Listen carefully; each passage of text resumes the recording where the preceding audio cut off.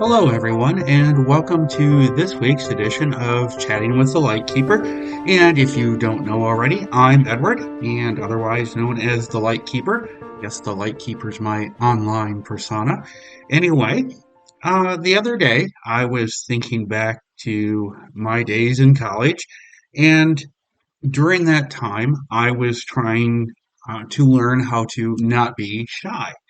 I was always kind of the shy nerdy kid. I am still probably a nerd, and I have successfully learned how to not be shy.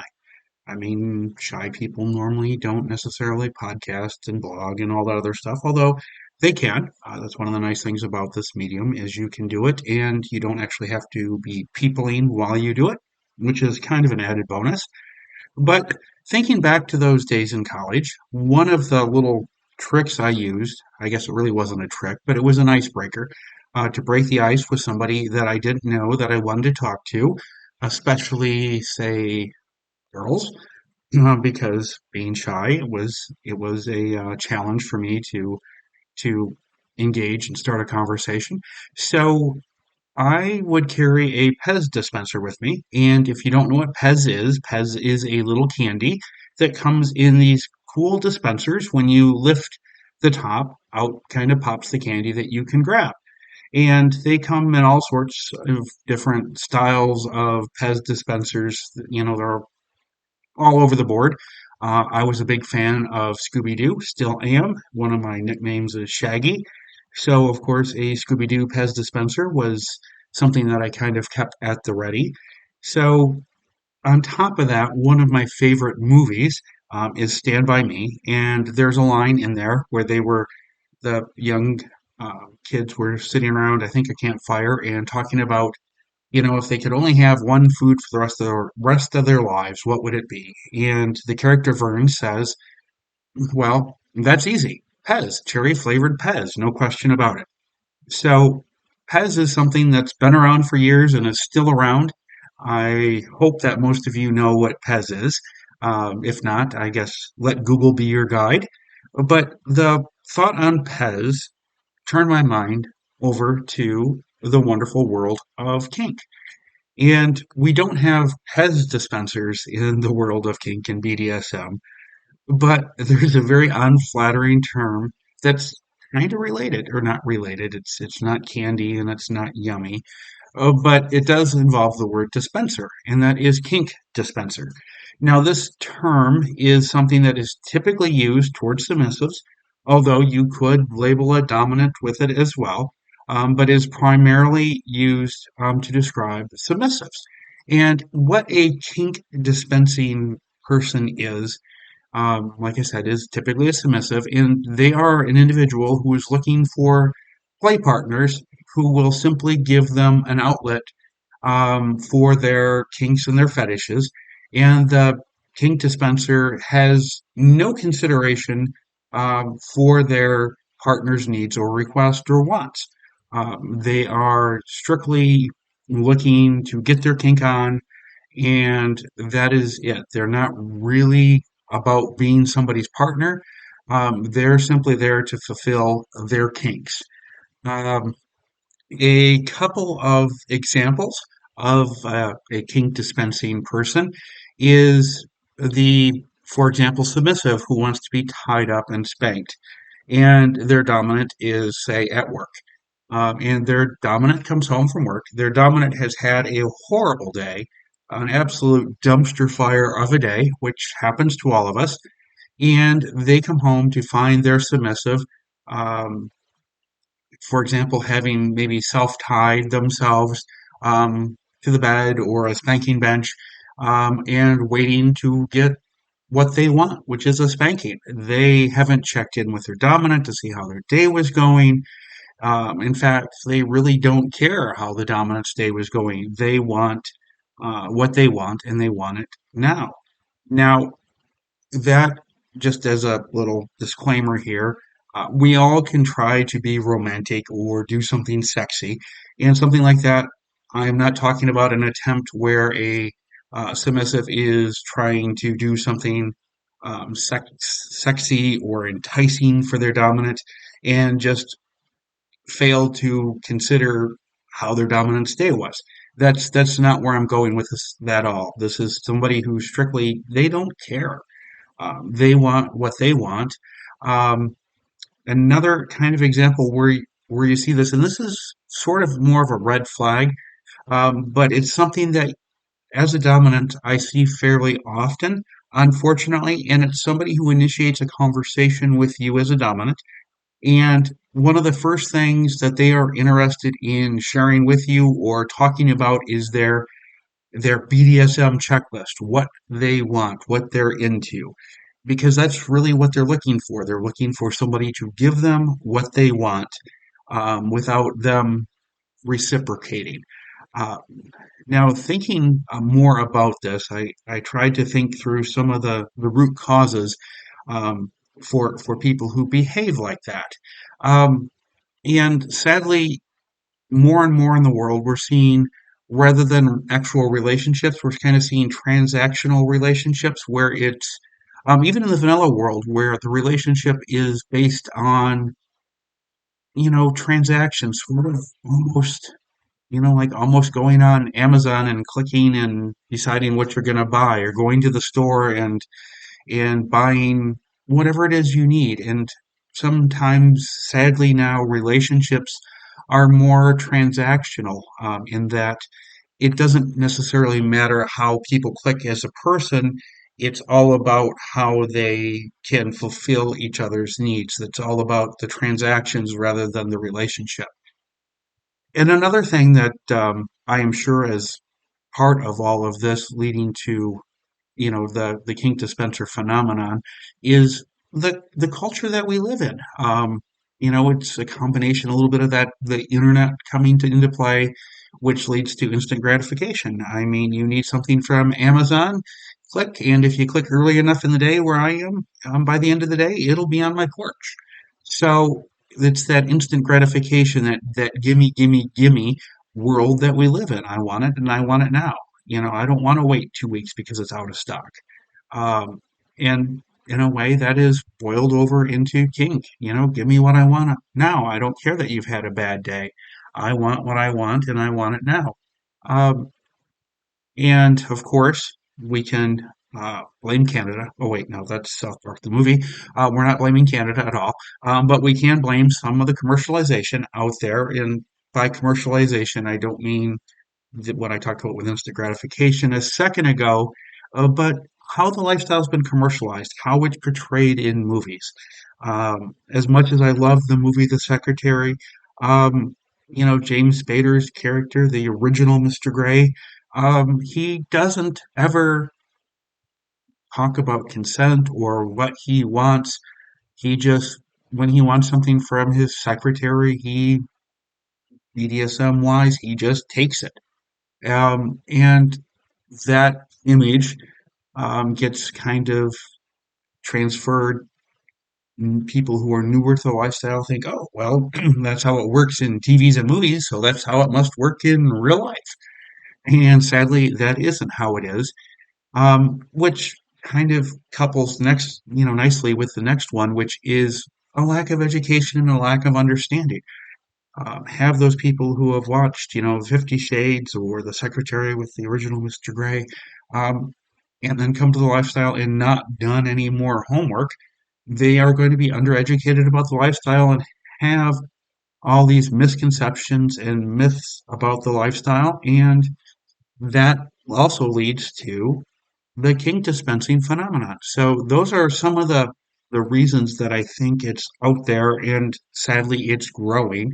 It's not something that is, I don't feel, losing popularity at all, unfortunately. So that's why I wanted to talk about it, because it's something that I am seeing more and more of. So I thought it's something that we should talk about, because we often talk about bad dominance and what bad dominants are and the mistakes dominants make. But we also need to shine a light on some of the things from the other side of the slash, because it isn't all just a world of fake dominance or selfish dominance or narcissistic dominance that are issues in the lifestyle. So we needed to chat about this.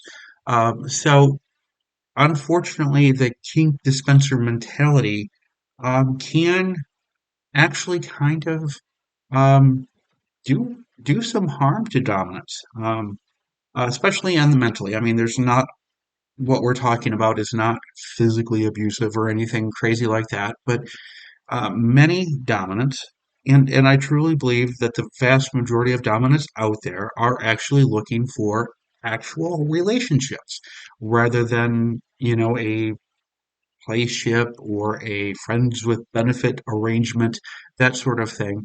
And the transactional nature of kink dispensers, um, can you couple that with a dominant who is looking for a relationship, is trying to show the submissive, that they're a good dominant and they care about the submissive's needs, can easily get, unfortunately, sucked into a kink dispenser's world. And while they're trying to build a relationship, um, all their all their energies are being thrust into just meeting the needs of the submissive, which meeting needs is something we all need to do with all of our partners.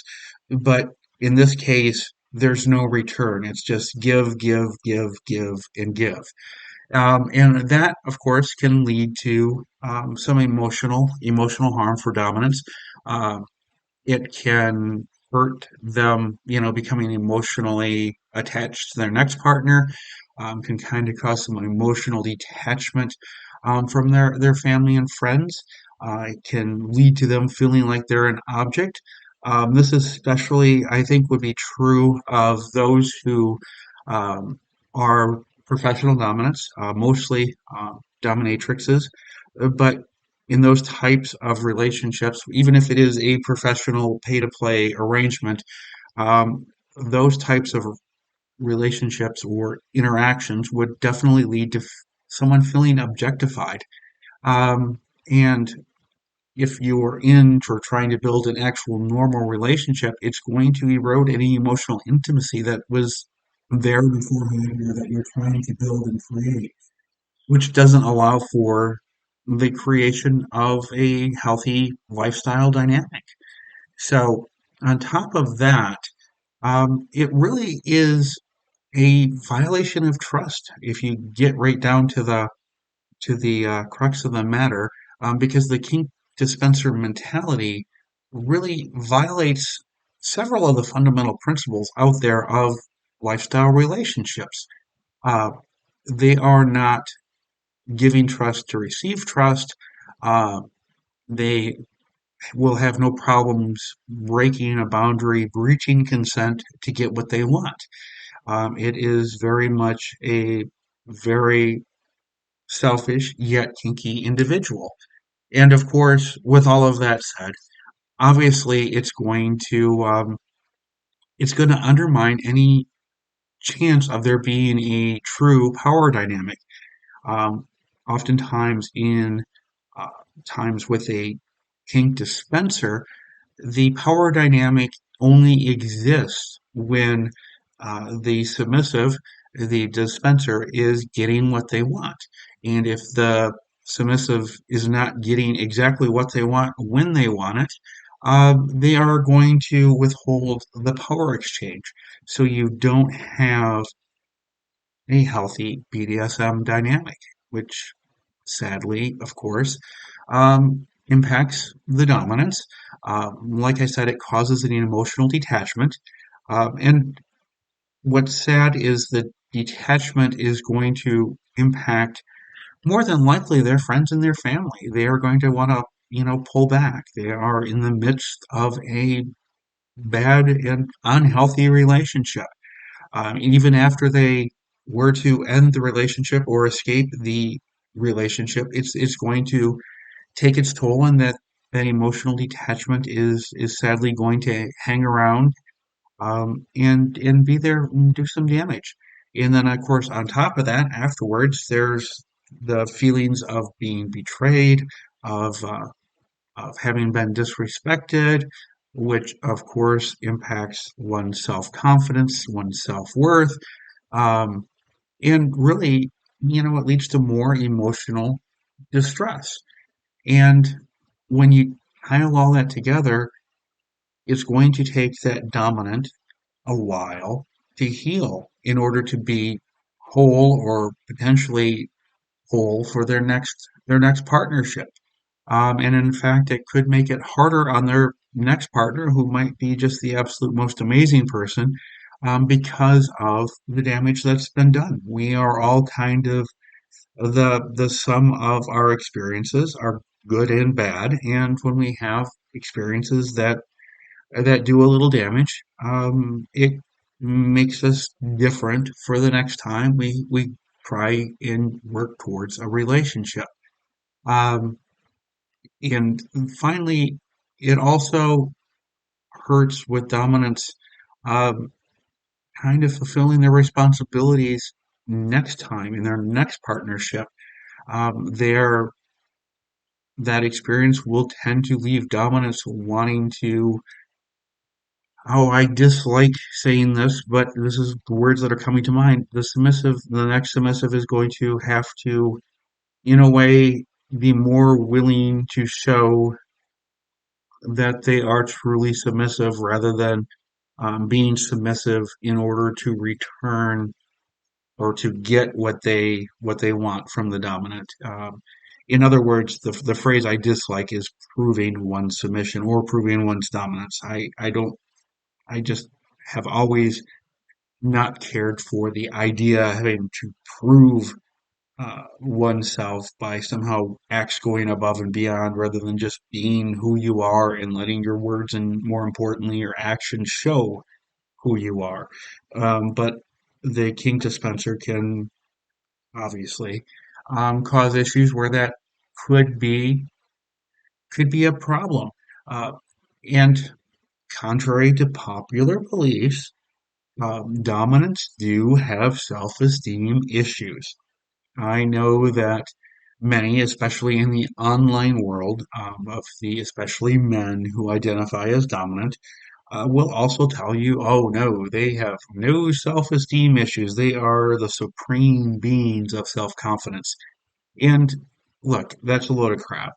And if a dominant has run into the kink dispenser, it is going to damage their self-esteem.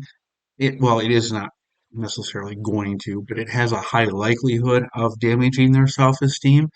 And when that happens, it can take, I don't know, sort of like Harry Potter, the character that was the demon that was the soul sucker.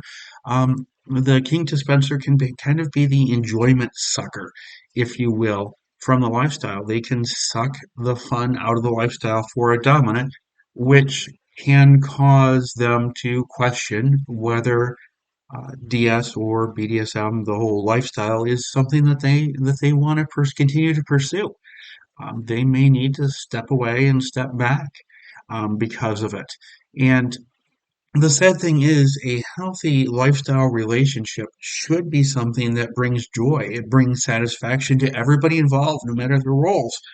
And one of the things about kink dispensers is they suck the joy and suck the satisfaction and suck the fun out of it, because they are so focused on what they want and getting what they want rather than being a partner.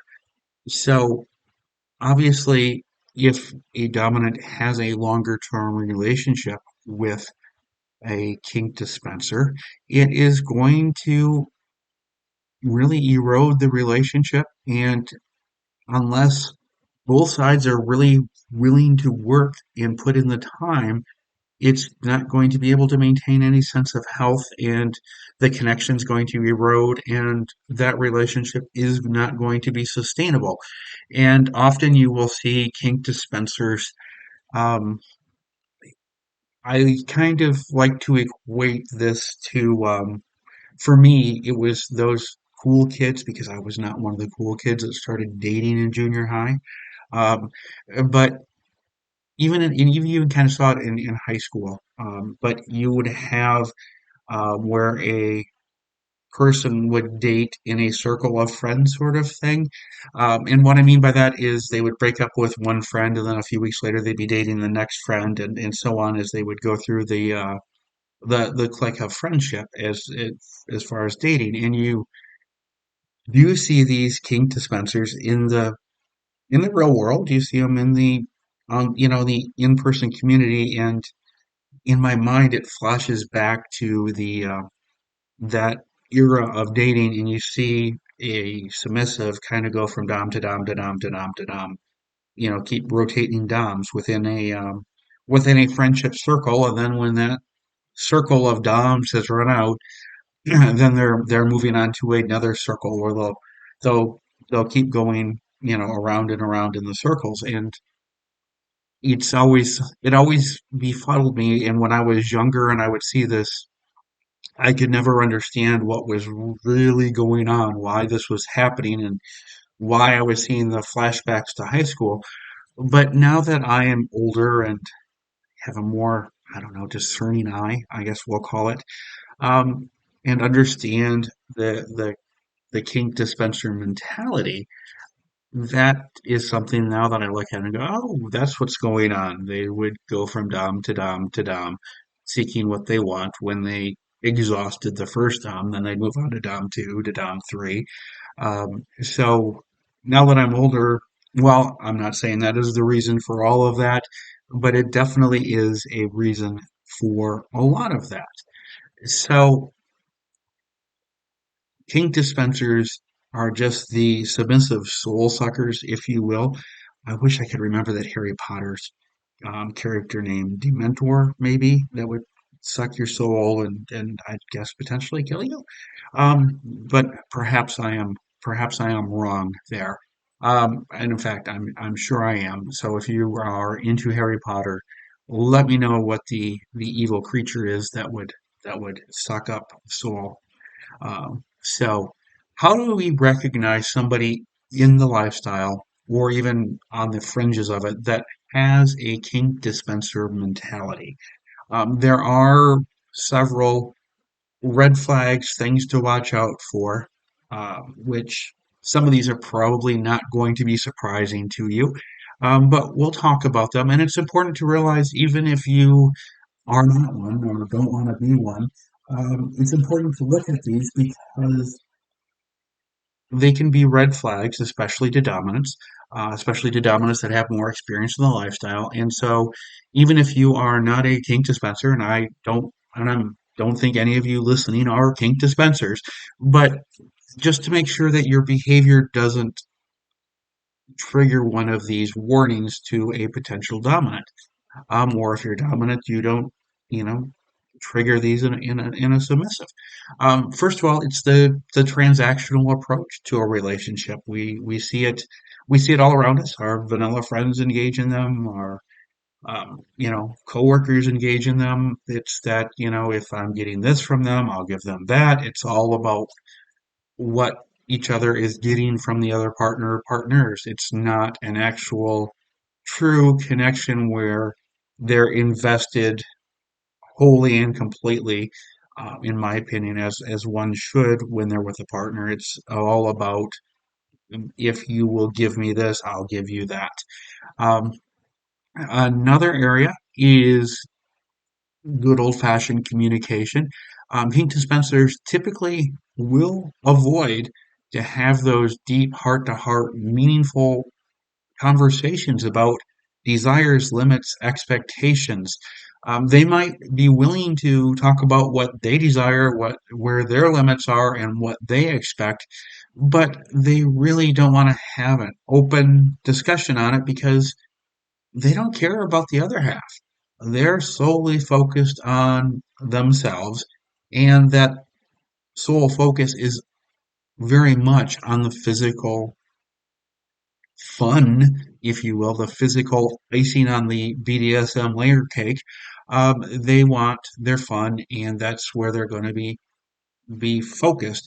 And just as for a submissive, it's a red flag when all a dominant wants to talk about is the physical aspects or the physical fun of BDSM. It is for a dominant looking and getting to know a submissive.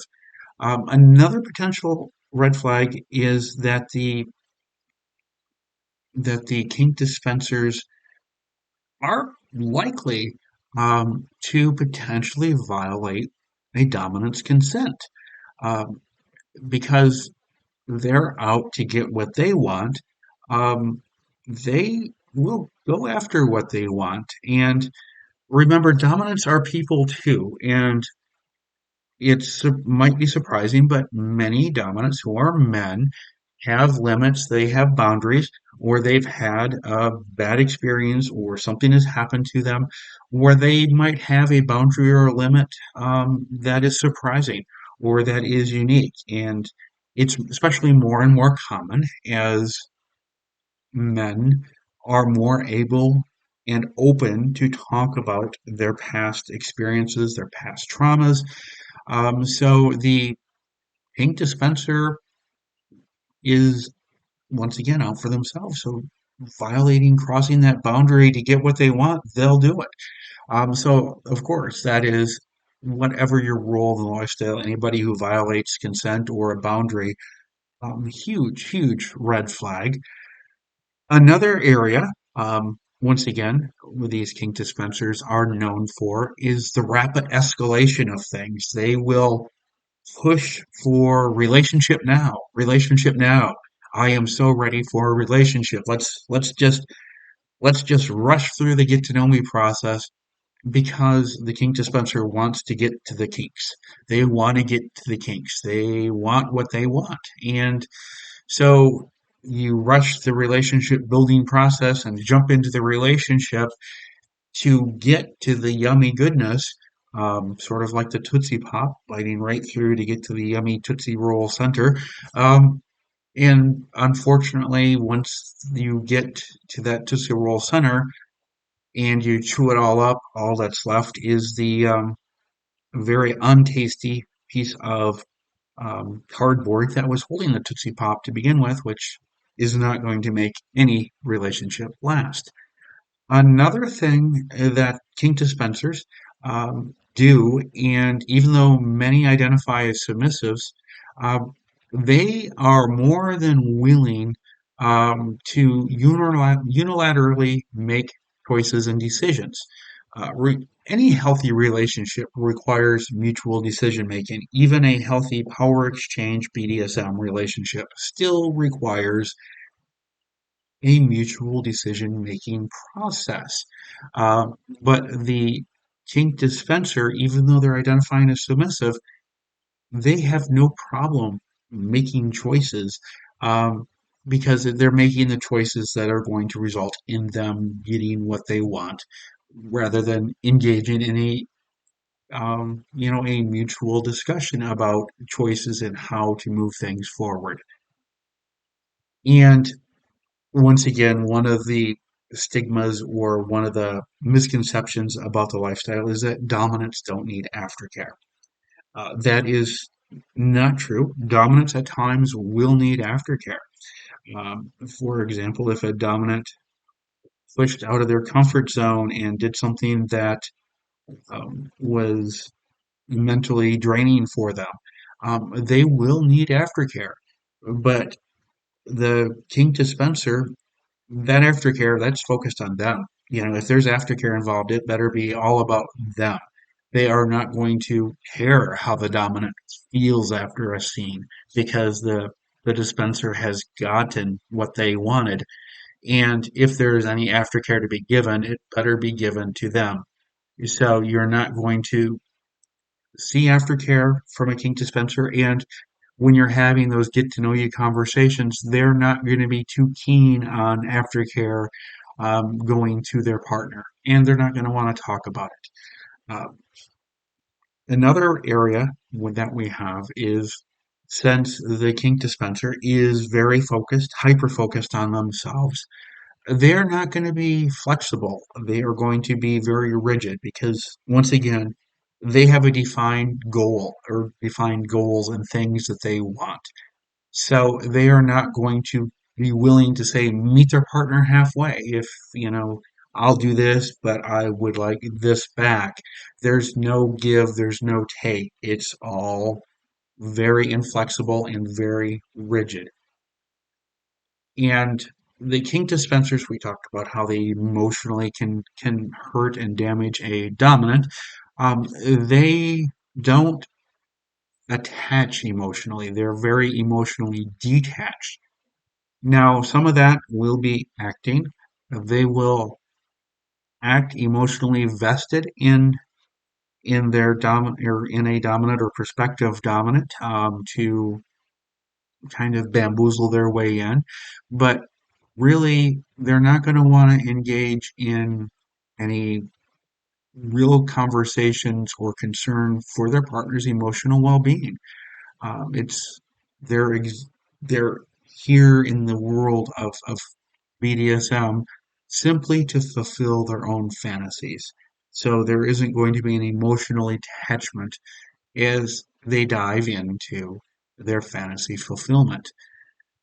And another area that is a red flag, and the final one I have for you today on kink dispensers, is they will often put an enormous amount of pressure on a dominant for them to perform those things that they enjoy, those things that they want, those fantasies that they want to bring to life. They will just, however they can ratchet up the pressure or turn the heat up to get the pot to boil, they will do that. They will put all sorts of pressure on the dominant to perform, and of course that leads to the dominant putting more pressure on themselves. And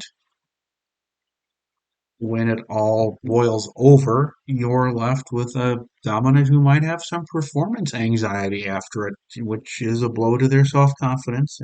And so it's it's a really awkward and horrible spiral for a dominant to find themselves um, with somebody who is a kink dispenser, especially when the dominant is actually looking for a true relationship rather than just some playtime. And it always amazes me that many of the folks that are kink dispensers out there, there are so many people who are on the dominant side of life, or perhaps they are tops. They enjoy playing the dominant role in playtime, but they really don't want anything to do with the lifestyle outside of play. That would be an ideal fit, if you will, for a kink dispenser. You know, get together with their kinky friend with benefits, and they get their needs met, and the kinky friend gets to do their thing, and there's no emotional attachment, and everyone goes their own way. But for some reason, these kink dispensers seem to want to prey upon those who are dominant, truly looking for a relationship. And gosh darn it, many of them are good people. And yeah, so it is a kind of a sucky situation that can leave an emotional mark after the fact. So that is why I really wanted to chat about this briefly, is because it is something to be aware of. And submissives, when you are making friends in the lifestyle, it's important to recognize with other submissives whether they are truly submissives, or they kind of playing the world or the role of a kink dispenser. They are looking to get what they want, and they can be nice people. They just yeah, they just have a little bit of beyond selfishness. I don't know if it would be the submissive version of a narcissist or not. Very well kind of could be. That thought just occurred to me as I was talking out loud. So if you disagree, I would love to hear that, or hear how you think that might be the case. But that's the topic I wanted to chat about today, because we do spend so much time talking about dominance and what makes a good dominant, and what makes a dominant a twat waffle, and all these red flags for dominance, that we don't talk about the phenomenon of the kink dispenser. And sadly, it's something that is growing, is happening more and more and more often.